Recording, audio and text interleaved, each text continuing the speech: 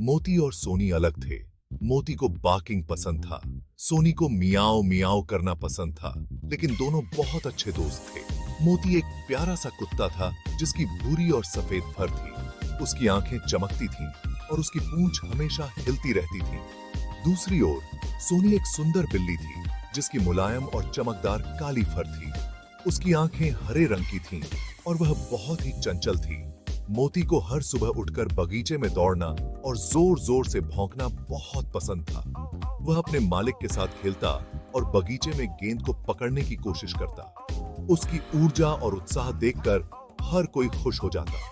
वहीं सोनी को घर के अंदर रहना और खिड़की से बाहर देखना पसंद था। वह चुपचाप बैठकर पक्षियों को देखती और कभी-कभी अपनी नन्ही सी आवाज में म्याऊं म्याऊं करती। हालांकि मोती और सोनी की आदतें और पसंद अलग-अलग थीं, लेकिन वे एक दूसरे के बिना नहीं रह सकते थे। जब भी मोती बगीचे से वापस आता, सोनी उसके पास आकर बैठ जाती और अपनी नाक से उसे छूती। मोती भी अपनी पूंछ हिलाकर सोनी का स्वागत करता। एक दिन जब मोती बगीचे में खेल रहा था, उसने देखा कि सोनी खिड़की से बाहर देख रही है। उसने सोचा कि क्यों न सोनी को भी बगीचे में खेलने के लिए बुलाया जाए। वह दौड़कर घर के अंदर गया और अपनी भौंकने की आवाज से सोनी को बुलाने लगा। सोनी ने मोती की आवाज सुनी और खिड़की से कूदकर बगीचे में आ गई। दोनों ने मिलकर बगीचे में खूब मस्ती की। मोती ने गेंद को पकड़ने की कोशिश की और सोनी ने पेड़ पर चढ़ने की। वे दोनों एक दूसरे के साथ खेलते और खुश होते। उस दिन के बाद से मोती और सोनी ने हर दिन बगीचे में एक साथ खेलने का फैसला किया। इस तरह मोती और सोनी ने यह साबित कर दिया कि भले ही वे अलग थे, लेकिन उनकी दोस्ती सबसे प्यारी थी। मोती और सोनी हमेशा साथ खेलते थे। वो दौड़ते थे, वो कूदते थे, वो बहुत मस्ती करते थे।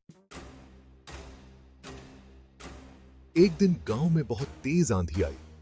आसमान में काले बादल छा गए, बिजली चमक रही थी। सारे एनिमल्स डर गए। वो इधर उधर भागने लगे। सबको अपनी जान की परवाह थी।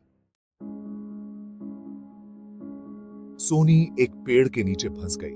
वो बहुत डरी हुई थी। बारिश होने लगी और सोनी ठंड से कांपने लगी।